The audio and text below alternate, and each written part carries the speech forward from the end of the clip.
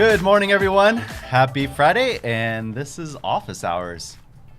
Just like most weeks, unlike my reckless abandonment of last week. Apologies for leaving you with this guy.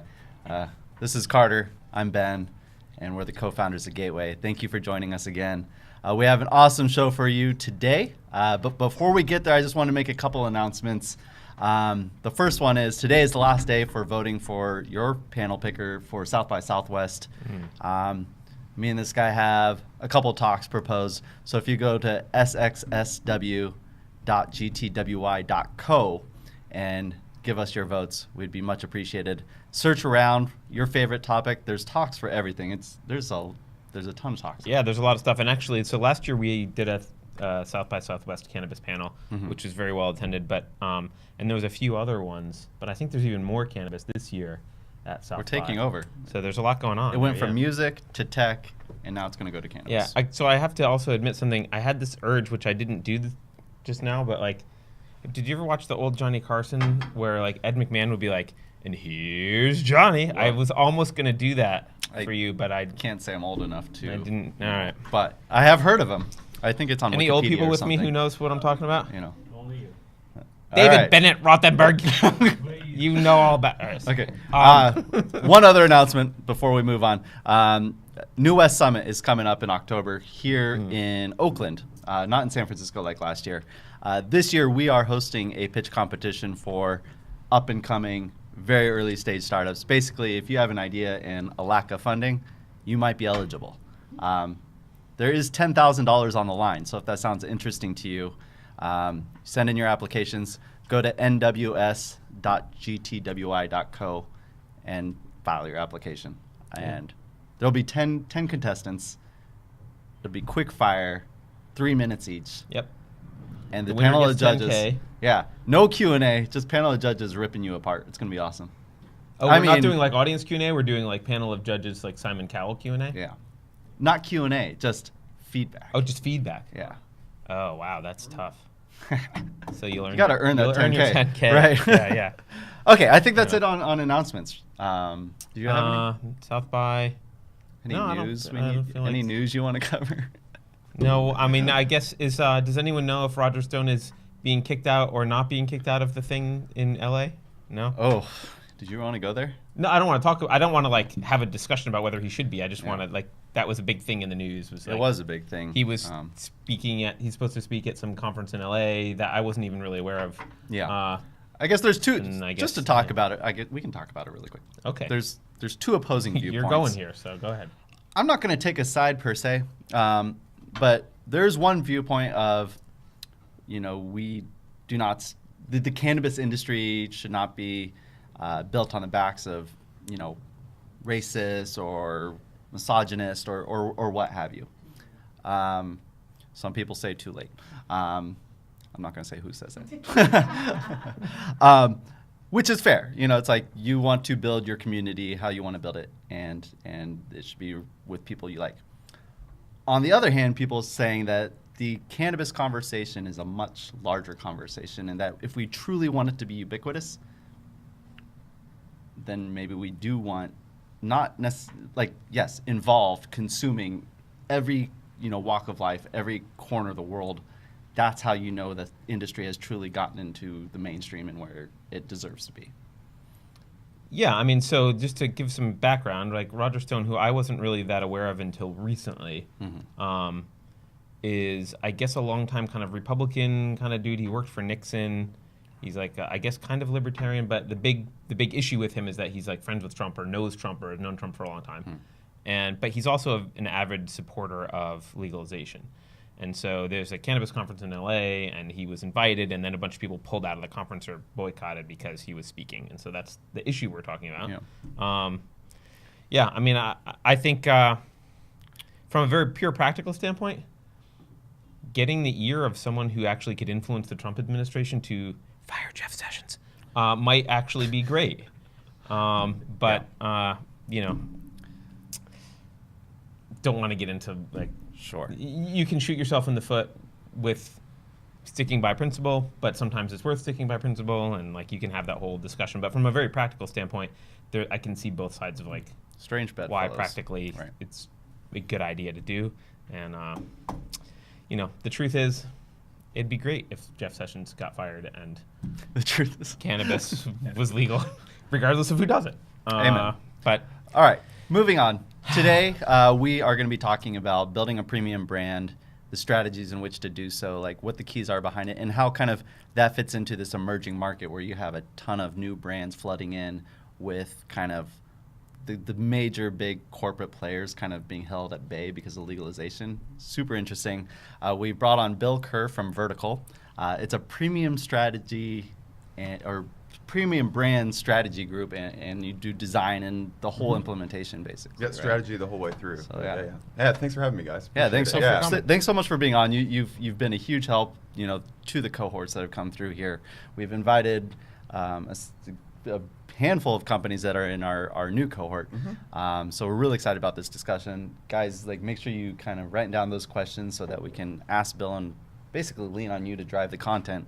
But I think we have some questions that we would like to start with.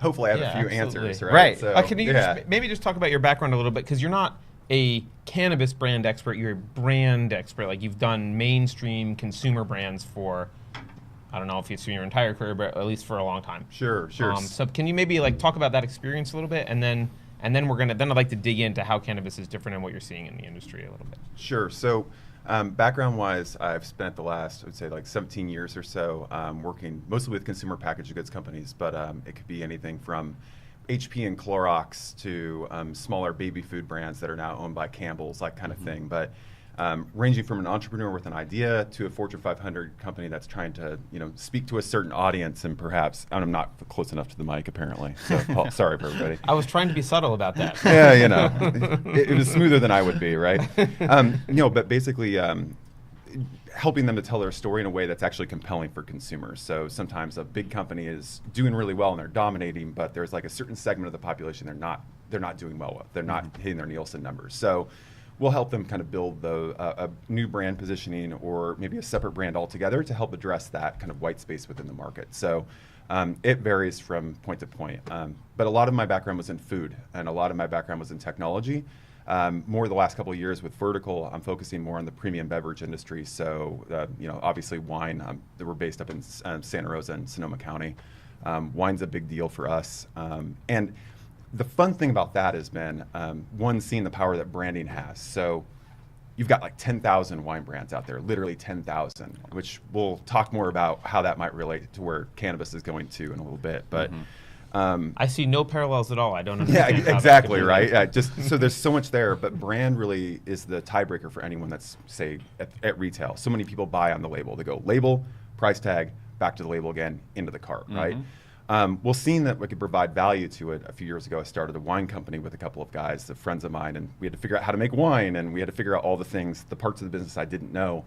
And it's actually been really good because I've gotten to know other parts of that business. And now with the last couple of years getting to know you guys here, and there were some of the cohorts through Gateway, I'm starting to see some of these parallels start to develop, and seeing opportunity maybe step 3 or 4, where the industry isn't there yet, but seeing what happens with the wine industry and how it's evolved, there might be opportunities, or I guess lenses, to put on the industry that, small, smart entrepreneurs might be able to, cleverly position themselves as we go forward. So the wine industry, so there's these 10,000 brands in the wine industry, and I know that I have a friend who's I affectionately will say a wine snob. He's one of these people who's got a wine cellar and buys bottles that are the GDP of small countries or whatever, and sticks them in his wine cellar and whatever, right? Those people are great. One of those they guys, keep the economy right? going. Yeah, That's right. great. Yeah. But for me, I'm so we go to Trader Joe's, and if that was a good $7 wine last time, I'm just going to buy it again. And if I buy a $7 wine that's shitty, I'll just remember not to buy that one. And I feel with wine, there's just kind of a minimum standard, and I'll admit to mostly buying just that's a funny brand name or a cool label or whatever. Buy it, and if it meets kind of an expectation of okay wine, I'm kind of fine with that. It's I'm okay. Do you like it? Yeah, it's fine. then it's good. Right. And then it's good wine. And then Right. that's where, the wine industry has had to adapt, especially with millennial consumers here the last 5 to 10 years, having to adjust the way that they build their expectations in terms of brand value, right? Like the way that they present themselves. So a little less brand loyalty, a little more ability, need to actually explore and to try different things, which has, I think, been really, really valuable for the industry because it's forced it to wake up a little bit from its boomer-centric, Right. sensibility that's had for a long time. There's also this weird thing, and at least I feel like this in wine, and I don't know if this is a new development, but I feel like over the past 10 years, I periodically see all these articles about, actually in blind taste tests, you can't tell the difference between a super shot. expensive wine and like the Trader Joe's wine that I buy. And so I think kind of lends credibility to people who, aren't the kind of wine cellar collectors who are just like, well, why would I spend 10 times as much on a bottle of wine if it kind of You makes it shouldn't. seem like it's all a facade. Yeah, well, Right? Sometimes it is. Sometimes you have the exact same Sometimes it wine, is. right? It's Yeah, like- sometimes you'll have the reality of that business is, there are big producers that obviously like the Gallows of the world that are just massive, massive scale. And there are a lot of mid-sized producers that actually all produce a lot of their wine, at least the stuff that goes into grocery stores, gets produced at the same handful of places, right? And they have contracts to build it. So sometimes the juice will actually move over and they'll do a slightly different blend, but the reality is that the branding is delivering a ton of the value. And honestly, in terms of like the ultra premium, say like $60 and over, if you're someone that can't tell the difference between a $60 and a $10 to $15 bottle, don't buy the $60 bottle. Yeah, Like, right, yeah. Don't do it. Like it's crazy. Otherwise, it's just a trophy sitting on someone's like dinner table. It's just it's completely insane. It's in nice my as a opinion. gift to someone. Yeah. Maybe. So you've kind of like laid the groundwork here for a lot of like different questions that have been popping in my head. I want to get kind of like dig into it. Kind of like something you said back in the beginning is kind of identifying white space in a market, right? You have a ton of competition. Things are emerging very quickly. Kind of, can you like dig into how you go about doing kind of a competitive landscape before launching a brand and how you find that white space, and then I guess to make it a compound question, like then how do you start addressing it? Right. So that'll depend. Depends what first of all, if there's data you can access, that's huge. So if you have Nielsen data, which obviously in the cannabis industry is a little bit, well, it's severely lacking at this point. Sure. Be a great idea for a cohort company. There's by some the way. people like that are trying analytics it. would be great. BDS Analytics, Headset. Who else is?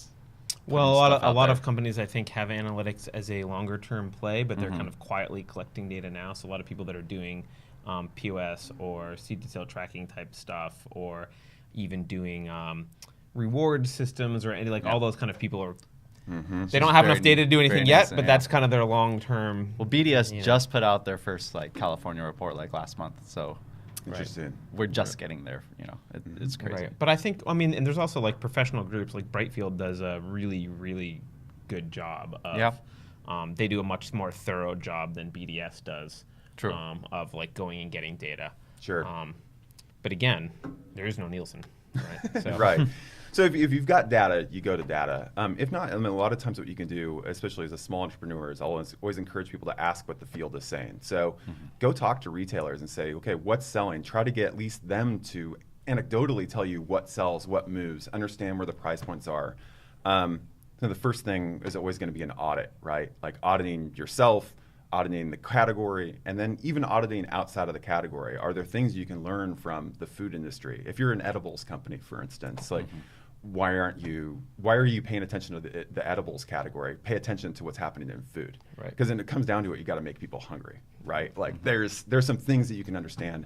But in terms of understanding, we look, I would say, like just as a broad stretch, just observation. The vast majority of the brands that I'm seeing in terms of consumer brands for cannabis right now are extremely male focused.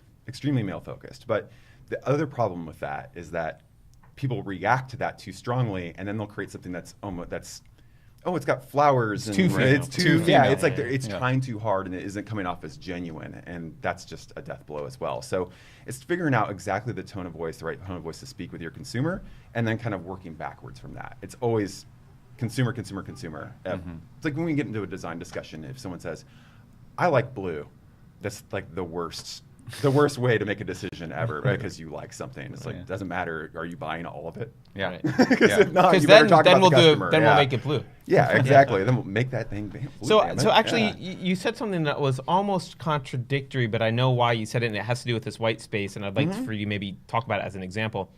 There's 10,000 brands of wine out there, and you were like, "I know a good idea.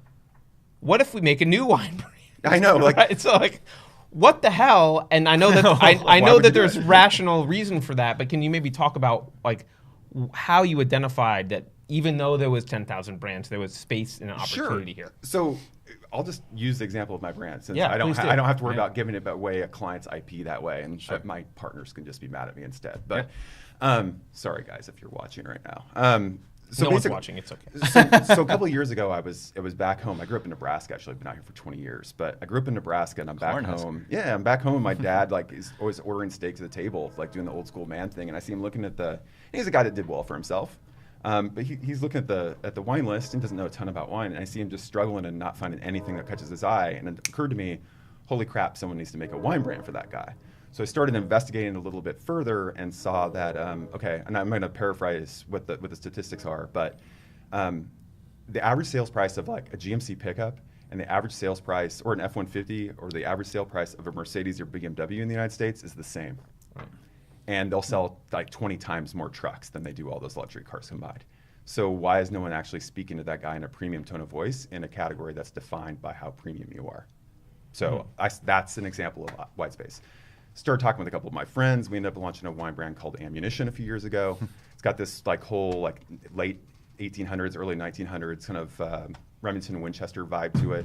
But it just speaks to premium. And we started off with like 1,000 cases self-funded a few years ago, and we're in 33 states after a couple of years. And again, having startup challenges like need more money to make more wine. Like that's the biggest challenge we're having right now, is making enough to kind of keep up with it, which is pretty cool. But literally, I did that as an example of what if we get super, super targeted to, in this case, a highly affluent, person that aspires to an outdoors lifestyle, or kind of like a, red-blooded lifestyle. Doesn't mean they're necessarily Trump voters, although I'm sure a lot of them are, like my family. but They that's still great, drink wine, yeah. and you can sell They're them drinking wine, yeah. and telling stories that matter to them. It's about, I always talk about this idea of the mirror effect, right? And the mirror effect really is, I feel like the best brands in the world really act like a mirror for people. Like, so if a customer or potential customer sees something of themselves in your brand, then they're starting to have a conversation with you. If they try the product and it's good, then you've actually got a customer and an ongoing customer that you can service and client.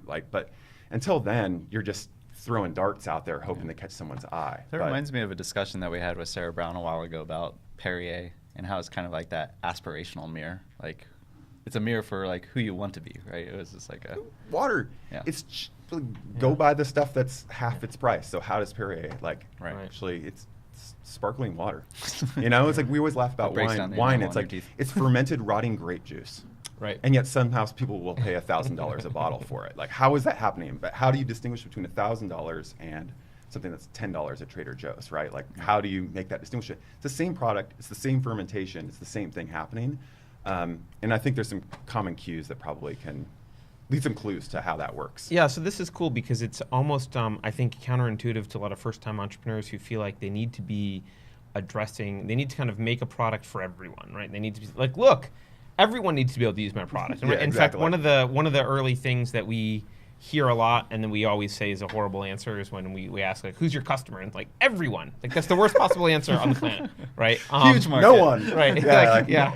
So, terrible. but it's interesting because you started with this, like, yeah, the wine industry was crowded, but you've got this little niche of, hey, no one's addressing these people, and it might sound like a small thing.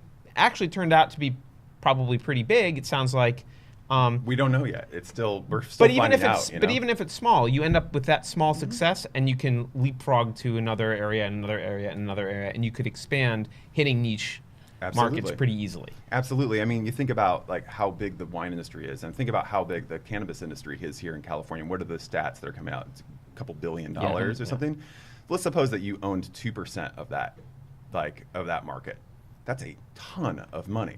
So it's like that whole thing of if you try to appeal to everybody, you won't mean anything to anybody. It's like I always say to clients is it's not about making everybody like you. It's about making the right people love you. period. right. So like figure out what makes you unique and tell that story and tell that story and tell that story, and know that you're going to lose some people who that doesn't exactly resonate with. But if that person's out there and you own that audience, you're building value. Yep. You're building brand value that is emotional and means something to people. Clover is a crazy example. So Clover Sonoma just went through a rebrand, right, to the Sonoma thing. And watching people have this visceral reaction to, wait, it doesn't say Clover Stornetta, it says Clover Sonoma on it, and people freaking out about like a minor packaging change and stuff. It's been really fascinating. But you know those crazy Clo billboards, like with the cow on them, they went away for a little while, and seeing people's reaction on social media, that I think is just like a great example of, one, maybe not what you want to avoid as an established brand, but two, just how much people take ownership of brands that they feel like are saying something about their values, you know, or about them. And like, if you can get people to take ownership of you that way, they've got a relationship. You can't pay for that sort of promotion. Like, so you can't. There's advocacy. There's a little bit of a nuance there.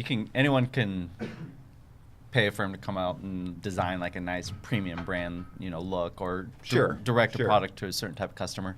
How do you kind of do that and then transition it into getting a customer to have that ownership in your product? It's, you know, it's I feel like there's a big difference, especially right now, because people are coming in. It's like, our differentiating factor is that we have this, you know, beautiful brand, and we're, you know, brand centric, and it's like, okay, that's great. That's going to work for like the first 2 people to say that in the cannabis industry, and then everyone's going to say it. Who do you appeal to? People that like nice packaging. Right. Great. You know, for people that like, design packaging for a living, like, great, keep making decisions that way. That'd be lovely. But the reality is that's only going to get you so far over the long term, because what happens when conglomerates start coming in, and you know, you've got like RJR Reynolds or Philip Morris, or you've got Nestle or something coming in when Prohibition's over, and saying like, well, we're going to dump our Procter & Gamble style. And we're good at brand strategy, and we're good at launching tons of things and controlling marketplace. Oh, and we have how are you going to compete with that? And, How are you going to compete with that as a small producer? So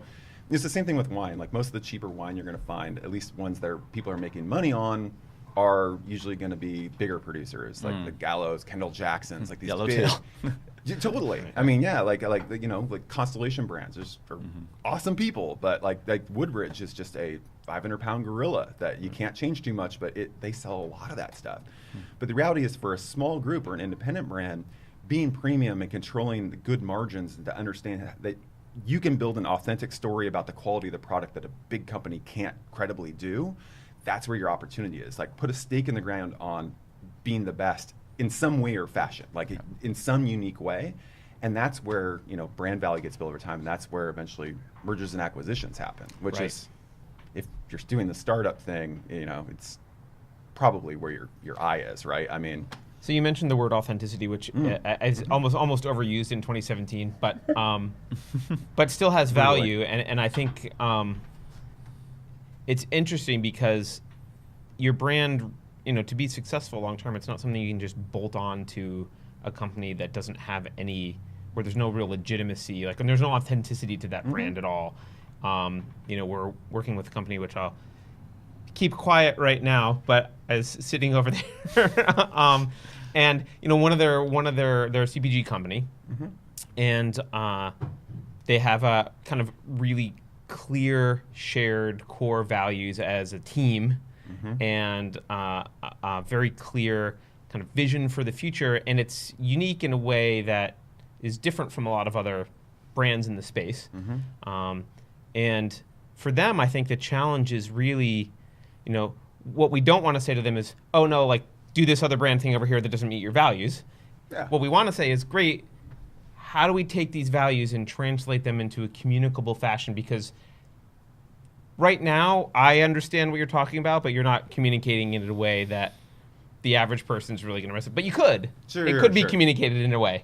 And so, to me, there's an art in being able to kind of take that story and make it digestible to people so that the right people can relate to it. Making it meaningful for people. It's like, so let's suppose that you were let's suppose it was just they were a flower company, and they're like making this really good like flower product, just raw product, and they want to say like, oh, we're ultra premium. Okay, great. So we're like those other 8 brands there. All the other ones. So what? So what it is like figuring out consumer that somehow they're making, maybe it could be something about the way they're making the purchase decision. Like, oh, well, I only buy based on, the terpene content, or I only buy based on consistency, or I like buying on, the sourcing, like knowing that it's coming from an all organic, all outdoor thing in a certain place, right? Like we've talked about, recently about, upper tier stuff is, say, vineyard designate in wine, but like let's talk about farm designate in terms of, let's talk about Appalachia in terms of cannabis. Like, where is that going to go in terms of assigning value? But anything where you can have perceived value is going to be important. To answer your question though, Carter, like I think it's all about putting a lens on whatever the internal values are. It's putting a lens on it that's where it's actually meaningful to somebody outside. So a great example is like the wine companies. I'm looking over at the guys over here and I don't know which ones you were referring to, by the way, but the shortest one. No, the shortest one. Yeah, it's kind of all about. I kind of lost my train of thought there. Damn it. Sorry. Yeah, I know. I got myself distracted by looking over at these people. So, that's my bad. That's okay. The audience got me. That's okay. So you were talking about how to kind of put a lens on their kind of values and their brand in a way that's kind of communicable to other people.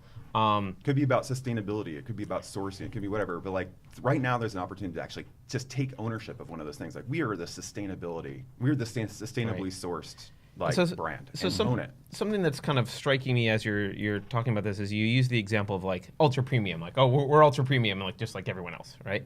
And even though that's still being defined what that means, right? Well, that's the thing. It's a very abstract concept.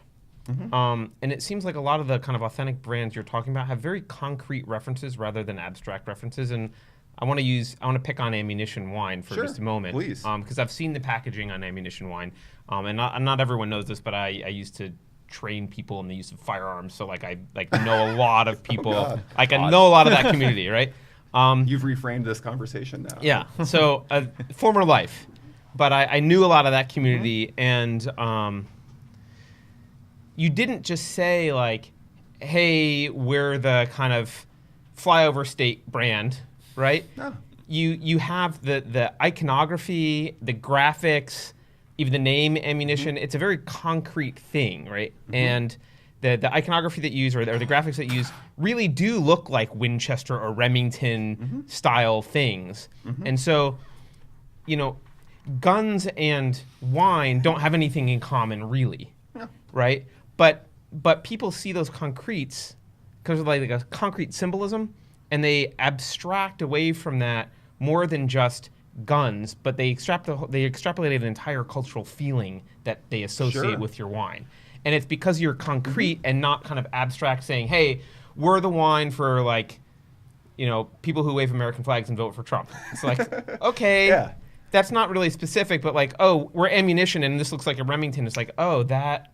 Yeah, and I get it's almost a symbol for something bigger that you're like using it as a symbol for something, and that's your kind of shoehorn in to producing a. But also, I mean, there's the aspect of things though. I think that we refer to it, and I hate it because it's one of those overused terms, but lifestyle brand, right? Right now, clothing is made in the same handful of factories, right? But like the lifestyle aspect of things and how people kind of associate with the brand or fit it into their life is what will become a tiebreaker for like Lululemon versus say like Athleta, right? If you're talking about athleisure type of brands. Yeah. I was just gonna say that like with the ammunition one, I could imagine like using the mirror effect, like being that person hosting a dinner party and like pulling open like the wine drawer and people seeing the ammunition wine and be like, oh, that's awesome. That's really cool, right? Well, yeah, and that's the right. thing. It's that mirror thing is also a projection. So like whatever you have on your table, say for for dinner, is going to reflect something of your values that you're putting out there and sharing with everybody else. So it's funny, like most of the data we get back is saying that like women are overwhelmingly buying most of that wine.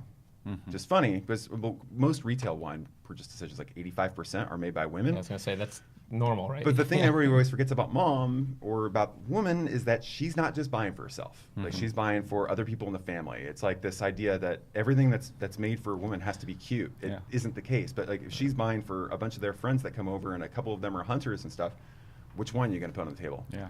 have your And freaking mission, right? Like the it coolest makes life sense. ever. Yeah, absolutely. So something that's actually relevant to them in their lifestyle, or relevant to them in the way that they, their value system, right? That's interesting because I realized that I'm guilty of buying wine for the name and label Sure. for a party because the name and label was cutesy or funny and like matched the people that were coming to the party, and I was like, oh, they'll appreciate this. This is funny, so like I'm totally. going to get that. We Right? And I don't really care what it tastes like, You, frankly. you get bought these crazy Menage a Trois stories. wine, huh? I have, but actually, Menage a Trois is great. There you wine. go. Perfect. I was not going to go there. We can't go like everywhere in the same conversation, Ben. But yes, There's like a lady in this. exactly what I was thinking. This wine shop, I think, was in North Carolina. My partner was out selling wine out there, and like this lady walks to the front register while he's there selling wine. Walks to the front register with a case of our wine. It's like, I can't wait to tell my husband about a case of ammunition. Like, we're just like, what is going on? But again, people just taking ownership of it, you know. And we don't get political with the brand, and we don't push values or anything on it. But like, I think it's been fun for us to kind of see how people have responded to it that way, and it's created a really great case study for conversations like this, which is cool. So let's circle to cannabis. So in cannabis right now, where do you think we are in the kind of progression of the industry? There are clearly a lot of smaller brands coming in. There's some bigger ones. How does cannabis compare to wine? And what do you see on the roadmap here? I think, honestly, I feel like there's a lot going right now, and there's a lot going wrong, because anytime the light's coming on, right? And so you have like the gray market is having to all of a sudden stop behaving like the gray market, right? It's just going to be one of those things. But I think that if people are clever, and there's some great examples just in terms of like packaging design, right? Like Bloom Farms is fantastic. They've done a great job with that. Like one of my friends does that work, and it's really, really well done. But it's not for everybody, and it still has that kind of like head shoppy kind of feel. Okay, so what other positionings are out there? This person that's buying this product is probably buying other things in their lives, and other things are appealing to them in different ways than like looking like a pack of zigzags. Right. So how do we move past that and have different conversations with consumers in the context of cannabis, right? Like, so I think it's nascent, right? But you're going to start to see people taking advantage of opportunities that have been learned through food, have been learned through wine. I was saying earlier about appetite appeal with edibles. I haven't seen anybody do it well yet. Right. Just haven't seen it yet. And it's not that hard to do, but you have to know what you're trying to achieve before you get down that path. So, You said something, I don't remember if it was before the show or not, so I apologize if we already kind of covered it. Oh shit, I lost my train of thought. It's going around. You're next. Contagious. You're next. Jeez. Never mind. Was it Ben? was- You have something to say? Like, I have no idea. Was it the Winery Direct thing? Was it that? No, I have no idea what it was, but it was brilliant. Oh my God.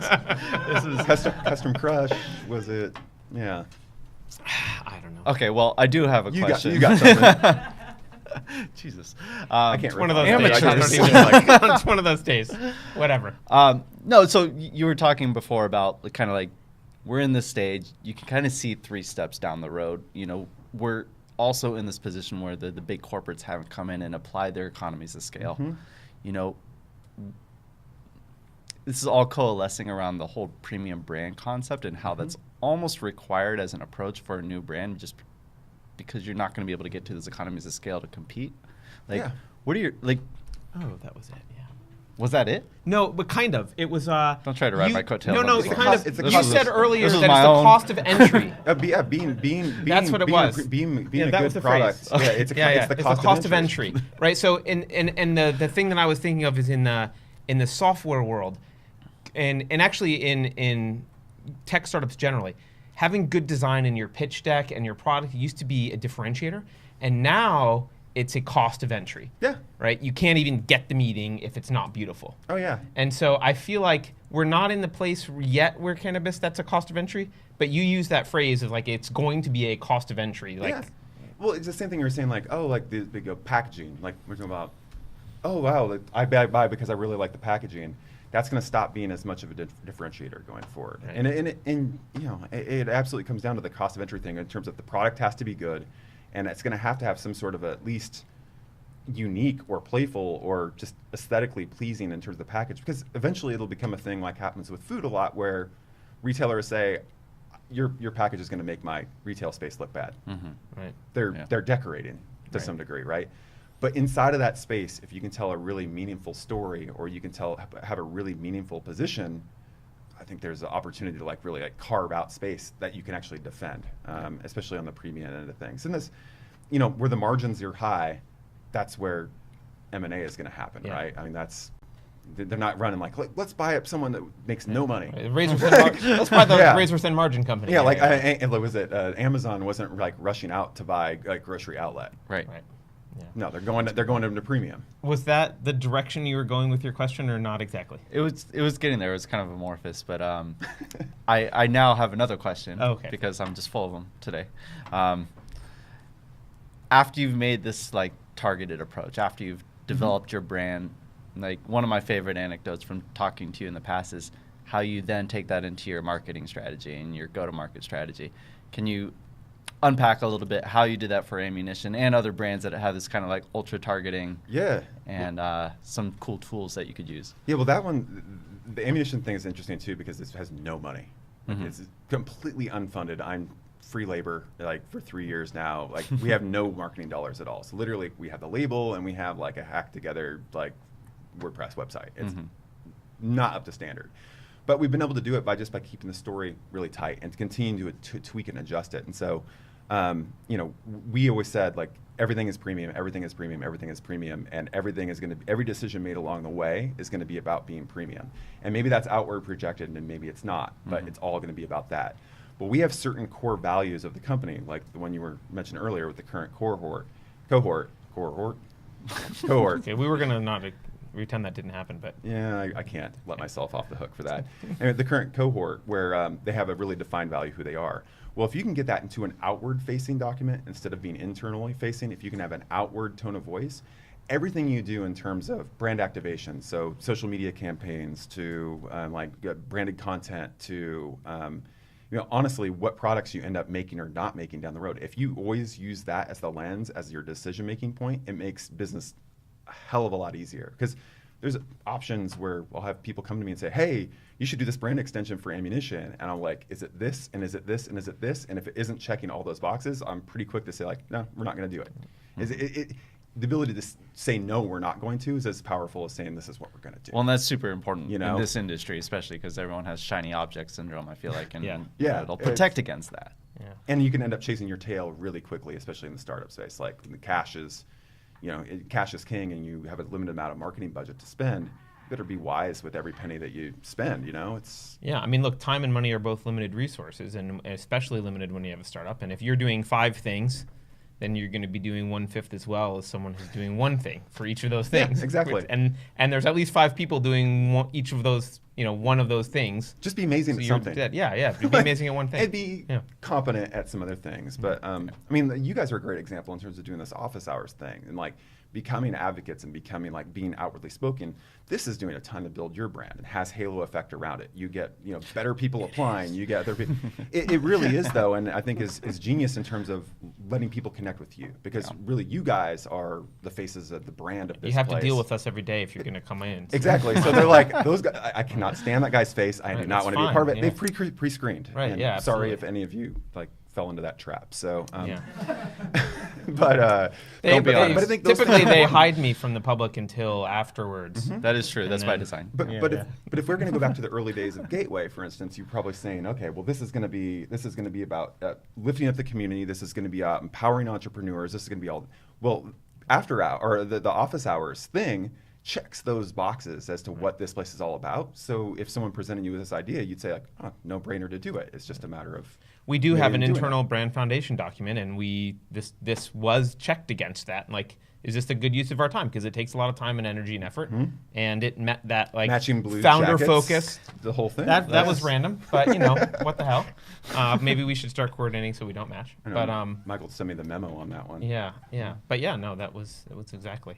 That's really, but anyway, so I think there's a lot of opportunity in terms of if people are able to keep that document ends up being, and usually ends up being one page. Yep. There were days of the branding firms, and it's still happening, where there was these, we're going to build you up brand guidelines, and it's 100 pages long.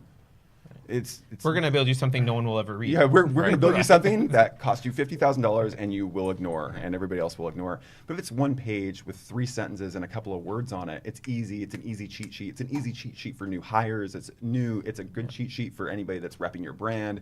It's like, here's what we are, and force yourself to distill that down. That's a living, breathing, like just North Star for you in everything you do. Let's dive into that a little bit. Like what, a lot of people are like speed to market and like just minimum viable product. It's a little bit different with CPGs. Like you want something that people want to consume or use. Yeah, if it tastes like dirt, like no one's coming back the second time, right? Like you're done. From a brand perspective, what's the bare minimum someone has to have out there in the world before, in order to go to market, right? Like social media accounts, I'm assuming, like just like as far as kind of the intro kit. Yeah, like I think the biggest thing is know your geographic area and like figure out where you want to launch in terms of retail right away. So like the ammunition brand's weird because most wine gets sold in California, right? We didn't. We just started selling in California like 2 months ago. Well, it is 40% of California. It covers a lot of people, right? If like again, if we can own a couple percentage of Californians, we're sitting pretty. But the state, but we started in the red state strategy, right? Does it make sense? Let's go to Texas. Let's do that. I just feel like there are plenty of chances for people to define who they are and what they want to be in the marketplace, and having a certain amount of things like having your pitch deck right can be internally, if you're like raising funds, that's great. But having your pitch deck externally correct, like sell sheets, basic materials, feeling like those things are dialed in, and they don't have to be perfect, but feeling like they were considered and thought through. Like thoughtfulness and cleverness are things that are much more valuable, I think, than like, wow, these people had a ton of cash for like this really amazing foil stamped and embossed like thing. But like just show that you were thoughtful about the product and thoughtful about the way you talk about it and thoughtful about the way it's presented. It adds value to the brand before you even get going. And that's not even to the general public, that's just to the trade. Have you seen Valve's internal like employee handbook? Yes, I have actually. It's amazing. It's amazing. Right? Yeah, you're making me think of that. Just like such an awesome handbook. No, it's an amazing handbook. And in terms of like training people, like this is what you're getting into. Right. I think it was one of the better ones I've seen in the last. Yeah, 10 and years. I feel like even during an interview, it's like okay, like seeing that exactly what kind of company you're getting into. Can it's you like, elaborate on what you're talking about? Just for the Val- audience like and or 50 myself. pages long. It's a pretty good sized document. Yeah, so Valve is a computer gaming company. This Steam. Yeah, they did. Steam's their big thing now. I don't think I can do a description of the handbook justice, but it has all the things that a handbook needs to have from like a legal and corporate perspective, but done in a way that's just amazingly consistent with the kind of culture and brand that they want to build. That's like, why would I read Valve's employee handbook? But I've read Valve's. I've read the whole thing myself. Too. It's like, oh my god, you haven't even this read is ours. I flipped through. I flipped through and went, ooh, the first time. They're like, I'm actually going to read this to see if it matches up. And no, it totally was does. really well yeah, done. I mean, it's been a while since I read it. Do you have any details that would make Ben happy about? Oh god, it's describing years, it better. It's I feel like I'm failing. Beautifully illustrated. It's like dark enough that it feels like this, like the Valve's whole positioning, which is kind of dark, but there's life to it. And it feels like it feels like it's built out of people. It feels like it's made from people. They've just struck a really nice. Sounds like it was actually thoughtful and intended to read. It was like, I mean, they spent effort on. I mean, it's a lot of effort. They spent a lot of effort on that. Spent some cash too. Yeah, it's a really. But that's a good example of an internal document. I mean, externally, it's a matter of know your audience, right? So in this case, if it's a retailer or like a dispensary, or if this case it's a distributor, or however things shake out, know what things are going to be their triggers in terms of what they're looking for, and then put your own lens on what that is and show why your brand is delivering that differently. It doesn't have to be better, just differently than what they already are carrying. And having materials that kind of quickly get to that point, it's still amazing in 2017 that how bad materials are that go out. I mean, it's minimum kit. I think when we do package design is that we at least build those like a few. I think that's one of the problems with the lower things. barrier to entry now to starting a company and marketing online is that you don't have to have as much money anymore, and so it means sometimes you haven't really done your homework and you're just kind of puking online at everyone about your thoughts about your brand, and it's not coherent and it's not well thought out. And, talking to yourself. right. That's the big danger. Is just like you find you're running out of voice and no one's been listening. Like the doors are all shut and you're just talking to yourself. And like a lot of those design decisions, even that come out in the process, either strategy or design decisions, I always ask that question. Like, is this meaningful for anybody, or are we just talking to ourselves here? I mean, because that's a death blow. Just spinning your wheels for no apparent gain is just not helpful for anybody. Yeah. But yeah, it's going to be interesting how things kind of shake out over the next few years, especially as the distribution inside of California is interesting right now. Yeah. Is that's the Wild West already, but in terms of how interstate distribution will work itself out in terms of post-prohibition, which will eventually happen, that's going to be fascinating to see it come together. How closely it mirrors the alcohol system, which I think I've mentioned to you guys before. It's crazy. It's like easier to sell it's easier to sell a wine in another country than it is another state in terms of the amount of regulation you have to go through.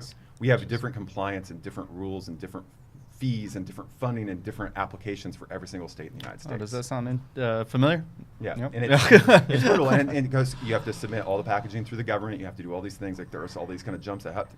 Yep. But I have a hard time thinking that most states aren't going to demand that they have the same sort of control over their distribution, which again cuts out margin. So again, be premium, don't be like accessible, right? Like be at least accessible premium in terms of where you're going, because you gotta make an extra 20% work. Yeah. So one like specific element of like the brand and experience that I've often heard you talk about is packaging. And I feel like in the cannabis space, a lot of times they might have a nice graphic or something, but oftentimes it falls short on the packaging side and the experience is kind of ignored. Well, like what is your kind of thought process when you're looking at like a beverage versus, like say an edible? And like what the expectations are from the packaging, where that comes from, how it's all like inherent within you, and like. Yeah, I mean, it all comes down to like the experience that the customer's having, right? And like the last thing that they touch with your brand is kind of their lasting impression of the brand. So it's like, oh wow, we've got this really beautiful PDP, this beautiful face panel for edible, and then they open it up and it's just like junky pieces of plastic in there, and they have to tear it open, and it kind of leaves a mess out there. It's just not a very premium experience. But if it's wrapped nicely and they're stacked nicely and neatly, and there's a little extra wink or a note from somebody on the inside, like those little extra touches, they add perceived value for people. So like, again, the details have really been thought through. That means that someone cared about what actually happened with this product. It's like, and how it's the user experience of the absolutely. product, right? And the last thing they're going to do is they're going to eat that, right? They're going to eat the brownie or whatever. Right. After the fact, though, they're still left with all this stuff there. They're still left with the package. So like, what is their last impression going to be? Was it wasteful? Was it cheap? Was it, I hate. It's like if you ever bought cell phones back in the early days of smartphones, you had the setup boxes that were happening, like the iPhone, where you're like, you would pick up the case and you'd pick it up, and then the bottom piece would just slightly fall out, at a certain pace. That was engineered to open at a certain pace, right? So we were working with like one of the other big phone manufacturers, and we went through tons of audits about what the right amount of time that was for that to happen. It's crazy. That's like, crazy. Yeah, it's like the sound when someone closes a car door. There are engineers whose only job is to make that sound good. So they're like doing acoustic work, and they're putting different kinds of dampening in there, so that, because that's that solid thing when you buy a new car, or you're testing around a new car, and you close the door, it goes that nice thump, that thump. That's how people assign value to how well the car was built. So they've invested tons and tons of money into doing that. It's pretty crazy. So, back to the phone example. If you went and bought a feature phone at that time, and it was like a carton that opened up and it had like the inner pieces of the box that were holding the phone over to one side, and it was all flimsy and janky inside, and it just didn't feel like a good experience. Right there, you were reinforcing like, oh, this is a $200 phone, not a $600 phone. And it was really apparent right away. And the difference between the packaging was probably like $1, $1.50. Plus some thought. Right. But like, how much of it would it be? It's like, hey, we could charge an extra $100 for this if we had an extra $1 for every package. Yeah, pretty good that's transaction. some good math. It's a good transaction, and like a lot of times that is the case. It's funny, like startups tend to be, let's just come out with something right away. It's the iterate, it's the technology background. Like you guys have come from the iterate thing. The reality is, you only get one chance with most consumers, and if you come out with something that's just not a good experience, you can still evolve over time. you're falling short right away, and there's going to be too many people flooding into this market to come out on the wrong foot. It's just there's definitely a brand war happening now. Oh, it's already starting up. But I think there's just still tons of white space in there for people to just own something, Well, on that note, since we've got about 10 minutes left, it might be a good time to let the audience grill you with questions. Oh, God. Got a good audience. It's grown. Yeah, I don't know what's going on over there. Princessa desperately does not want the microphone in her hand. Go ahead. Hot potato with that. Okay, thing. so this is going to be an off-camera, Off-camera. shy person who's going to ask a question. Hey, thanks. I'm Matt with ARC, one of the Cohort 3 companies. So a question I had, you keep mentioning, being a premium brand. How do you do that and not price out segments of your market? I think I would counter that with another question: is why not price out certain segments of the market? So you can't. Again, it's that thing. You can't be everything to everybody, but own the margin. And obviously not seeing your numbers and not seeing what your plan is. There's nothing wrong with being a premium product and owning that. And if you wanted to come out with a lower cost product at some point, you can do that. You can have another brand that fulfills the base needs. But yeah, it's you have to figure out exactly where you want to be. If you don't have to be ultra premium, you don't have to be double the cost of everything else. But you can be like an accessible premium, or say you're an extra 20-30% on top of what the standard board orders are, right? And you just got to figure out where it's going to be. But look, I would encourage you to look ahead 3, 4, 5 years and say, okay, where would the big producers have the hardest time competing with us? Is if you can establish premium, it's going to take them a long time to try to fake that sort of credibility that you've already established. But if you're selling at the median price where everybody else is, it's easy for somebody else come in, write some checks, kick everybody else out of that dispensary, and they own the whole shelf. But if they can't own, but some people just come in and want to, I don't know what you're making or other, but some people just want to buy a, $70 tincture. Well, they probably don't have anything for that. And they're very, very, very loyal customers about the particular brand that they're buying. That's why they're willing to spend that much for it. They'll keep coming back for that particular product, and you can weather some of those storms. The other thing is those companies that's where they're going to be looking for mergers and acquisitions, is premium. That's where it happens. I mean, in general, right? It's easier to take a premium brand and move down than it is to go the other direction. You can't really start. Absolutely. You can't start as Walmart and end up as. Let's talk about Gallo. Gallo is the one that everybody knows, right? So Apothic Red, millions of cases sold of Apothic Red. My best buddy designed the label. It's pretty cool. It's his little claim to fame. He's hopefully not watching. I didn't this. know that was Gallo's. Yeah, so that's a Gallo brand. Okay. Apothic Red is. They'll put that everywhere. It's always on sale for $9.99. It's accessible. It's sweet on the sweet side, but it's a decent bottle of wine for most people's palates, and I'm sure you've enjoyed some, right? It's perfectly fine. But sure, probably. But the reality is that's where they are. But they started that brand internally. What they can't start internally is super premium. So they buy the Orange Swift brands, which is originally the guy that did The Prisoner and all these other brands, but the wines are typically from $40 to $60. That's tougher for them to just build that from scratch. They'd rather buy that and plug it into their distribution network and print money with it, which is a much better play in terms of their ROI. And in turn, the people that built that brand, because there was an intermediary between them, they had to make, they had to be rolling in it too after that, after a couple of different acquisition points. But I think that's a good example of, acquisitions don't happen at that small, at the low end of things. They just don't. And that's not to say it can't happen in cannabis in the early going here. Right. Well, there's acquisitions of all kinds of crap happening in cannabis right now. Yeah. That won't last. Right? And eventually, they're not going to buy your capability to produce something. Let's suppose you're an edibles company and you're working in edibles. Food companies, when they're going to be able to produce food far cheaper than you're going to be able. There's no way you can compete with the economies of scale of a Nestle. Right. There's just no way. But what you can do is own a particular flavor profile, a particular quality. You can be, you can't be M&Ms, but you can be like Ferrero Rocher. Right. Right. You can't be this, but you can be this. Right. Both Hershey's and companies. On that balance sheet, it's all that goodwill. But Ferrero right? Rocher was purchased, right? And there was another one, Gordon Schmidt, that was in the city, and then I think it's owned by Hershey's or one of those big companies too. Crave Beef Jerky is a Sonoma company. It's like John Sebastiani. And they built a really nice premium, accessible premium jerky brand in Crave, and that got purchased by Hershey's. Yeah.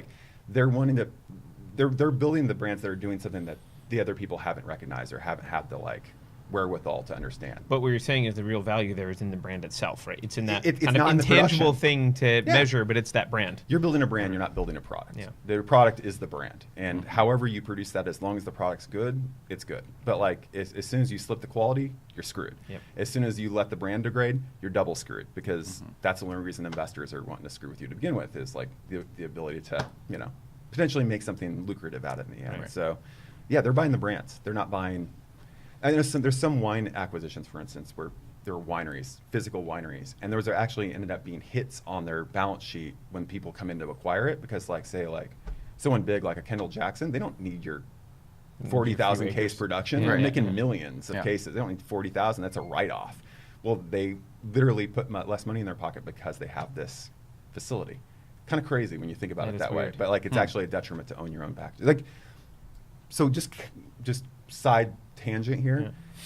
The co-packing space for the cannabis industry in terms of edibles is going to be fascinating to watch that. work. It's frustrating actually right now, having worked with some edibles companies and our original kind of thoughts with them when they first came in was like, clearly you're building a brand, you should be doing co-packing, but there is no good co-packing in cannabis. So now it's like, okay, well, you kind of have to do 'cause you need- something 'cause you until need someone government gets their accreditation. fucking act together in co-packing. You have to have So the USDA involved to be able to get licensed to make. Sure, okay, we know some co-packers, but like not many, right? There's just Good. not many. There's not many That's good what they do. co-packers, right? No, to be able to make food and then to have it be federally illegal has caused this. It's caused a real vacuum. Yeah, for people. and the mainstream co-packers aren't just saying like, yeah, we'll do your cannabis product as well, obviously because of the laws. So you've got a lot of quote cannabis co-packers who are just incompetent and shady and Don't know how- unreliable, and you can't, you're relying on them Yeah. to meet your big orders, and they miss it or they screw stuff up, or it's like, so you kind of have to build it yourself, which is annoying. You shouldn't have to produce yourself, but right now we're in this weird spot where a lot of these brands do have to kind of do it No, themselves. absolutely. I mean, that's where like our wine, we make it inside of another facility. Like we have our offices there, but we make it inside of a bigger facility because Yeah. just the economies of scale don't work unless you're Yeah. huge, right? Right. But there are tons of options available with that for wine. There are tons of options available for that for food. But yeah, I think you're just in this interesting space in terms of startup where it's like you've got to hold it together and be able to. And another reason to be premium, make sure you have margins based on your COGS, right? I mean, as simple as it gets, but. And if easy if for you people to are a forget. good co-packer, you could make a killing by being good. Yeah, Right. If you're a good co-packer, you should totally post comments on this video so we can talk Yeah. to you. Yeah. Putting in my 2 weeks Just notice. an idea. You're gonna go co-pack? I'm gonna go back. He probably pulls out the lab coat and the That's hairnet right. and takes off. It's perfect. Do we have a second question? Did that answer that question, at least All right, in a cool. roundabout way? Hand over the mic, Princessa will. do her Jacob?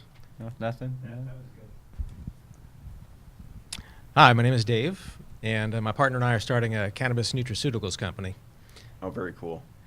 We think so, but one of our challenges is branding and design. So, nutraceuticals as they exist in the traditional marketplace look pretty traditional. They come in vitamin bottles that all kind of look the same, and that's where we wound up with our packaging.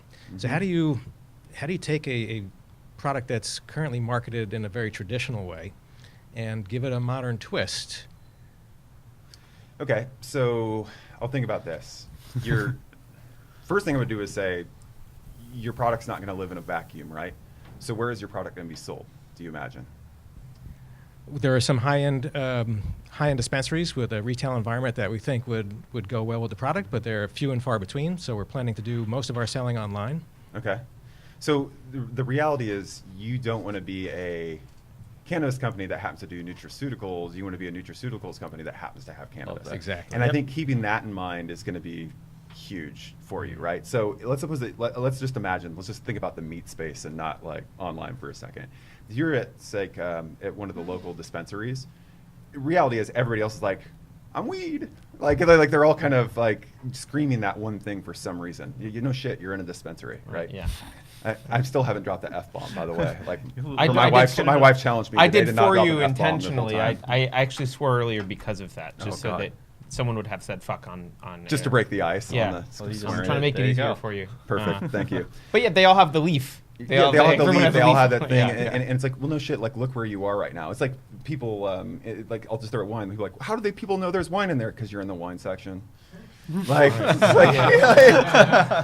context is a human thing that happens. So like, maybe let's don't 50,000 other focus on wine the fact that bottles. it's wine. It's maybe about something else, right? But like, it's obviously going to be cannabis related because of whether it's high CBD, high THC, doesn't matter. Like, you're definitely going to be there. That's cost of entry to be in the dispensary. So then maybe speak to health. Maybe speak to human, like the human experience or how it's actually enriching people's lives. Like, make the brand about human emotional things and not about like a bullet pointed like spreadsheet or something, or bullet points where it's like, we have really good products, whatever. How's it going to make someone feel? Like, oh, this is going to make people feel better. This is going to enrich people's lives. Focus the brand on things that people can emotionally latch onto, because those are much stronger. Like, people don't make decisions with their left brain. They just don't. Like, even left brain people usually are making decisions emotionally. So tap into what that emotion is. Why would someone use your product versus a conventional nutraceutical product? There's an emotion there. Thank you for that. A quick follow-up question. Do you see anything happening in the way of sexy child-resistant packaging? I think they're That was a weird way to frame that question. sexy child resistant. So normal children get in, just not the sexy That's child. sexy, yeah.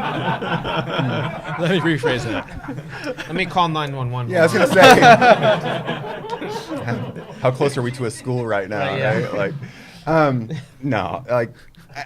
Honestly, there's quite a bit going on because like the pharmaceutical industry has stepped it up in terms of packaging. They've gotten pressure from outside. So I've got a couple of resources I could actually turn over to you that could be good to talk to, where they're doing child resistant or tamper resistant. But see, it's like a folded carton. If you're doing like, suppose you have like a blister pack of individual vitamins versus you're doing the bottle, there might be a way to do a tray slide where it's a little complicated, where like a kid couldn't open it really easily, but it's just enough of a deterrent to keep them out of there. Or sometimes it's about figuring out, okay, well, here's the top that's tamper resistant in terms of a bottle, but maybe we can do something better on the base of the bottle itself. Like, you can use the same threading, but it ends up being glass or ends up being something that's actually special. But for the most part, you're going to have to do it with language and visuals. That's how you're going to, like, you know, I'm going to buy this one because it has this one comes in a fancy glass jar. So this is obviously a better vitamin. Like, look at the conventional vitamin industry and look what's happening. It's this big branded approach. It's like toothpaste. Mm-hmm. Like, you see Crest and it has this like angle on it. This is another thing I'll throw at you. Think billboarding if you have a lot of products, which you're probably going to, right? A full range. Crest has this amazing thing with this kind of carrot shape on it. And individually, it just looks like your normal Crest thing. But when you see it in the format, you step back from a 10-foot view in retail, creates the like sideways, like the vertical Charlie Brown effect, up and down, up and down. It creates a big billboard that's a much stronger presence. And it feels weird when another product is dropped in the middle of it. It feels like a mistake. So that's one of the ways that they control space. So like thinking about the billboarding effect, thinking about the way that things fit together, the things all fit together into a bigger picture. How are you doing differentiating? How are you doing like differentiating between sizes versus differentiation between what actual vitamins they are? How much is your repeat purchase? Is that because they found something difficult about it? Like, there's tons of stuff you can consider about it, but the biggest thing will be get the appeal emotionally, and then functionally make sure the package is technically sound, because that's in the space. In addition to like not telling a unique story, just the functional problems with cannabis related packaging right now is terrible. Like, there's a certain, everybody's sick of seeing like, here's a bar with like the flavor in it, right? The fact is, that's one of those things that just freaking works to like let someone know I'm different, and here's the thing that's different between the one that's the same size box that's right next to it. Oh, it's purple, this one's red, and this one says like purple Urkel in it, and this one says like headband or something, right? Like, draw attention to something different with your and tell them knowledge what's, there on the yeah, screen, like, I'm trying here. I'm struggling with it, but I'm trying. But basically, you have to make a really easy shoppable experience, because here's another thing. Just, I'm throwing lots of random stuff at you. This is good. One of the things that pisses consumers off royally, even though you can point fingers or you can point thumbs, it doesn't matter. Like, if they make the wrong purchase decision and they think they're walking out with something and they walked out with another thing, they don't take that internally as like, oh man, I made a bad decision. They're like, why did they make the packaging so stupid? That's what they think. And they hate your brand because they made a bad choice. It's insane, but like you're probably talking about like 10% of consumers that'll make that decision and then not ever buy your brand again because of it. It's always And your fault. It's a lot of money if you're doing a lot of volume. Yeah. It's always your fault if you right. own the brand. It's Yeah, always your that's right. fault. Yeah. So. On Anyway. that note, we're over on time. I think we should wrap it up Sorry. probably and Well, do our thing unless there's any. We'll you know, just have to do a finals. V2 sometime. This was Yeah, an yeah. awesome discussion. I think it. Was there anything of value of this? No, not at nonsense? all. No. All It was, right, I wanna make But it was sure. funny. It was so an that's entire good. hour of bullshit. Yeah. And, So yeah. thank you, Bill, so much for making the trip down. I know Yeah, it's no not worries. an easy Happy drive. to. It's an hour and a half. It's driving through Sonoma across the bay. How bad can that be? Well, And that's a very positive outlook. Yeah. Thank you. I have to be now. I have to drive home. That sounds pretty horrible, actually, but thank you for thinking Yeah, that's no not worries. much. No worries. Yeah. Thank you, everyone in the audience here. Thank you, Michael and Jesse and Princessa, for helping out. Just to recap the notes at the beginning of the show, we need your vote today. sxsw.gtwi.co. That'll get us on stage at South by Southwest again, representing the cannabis industry. Well, yours is more about why we say no to people. Yeah, actually, mine Kind of is an honest look at is that. more, yeah. It's more like applicable to just to invest. why VCs don't like you, basically, and look at like an honest, because they never tell you the truth. So That'll be a crowd the pleaser. whole point is like this Yeah. is, yeah. Well, you know, actually, I think a lot of founders are like, would someone please tell me? Because I don't understand why I'm getting no. So, Yeah. And then I'll if try you're and do interested that. in $10,000, Absolutely. which most people are, nws.gtwi.co. Yep. So check out those links. Appreciate it. Join us next Friday. Thanks, everyone. Thank you. All right. All right.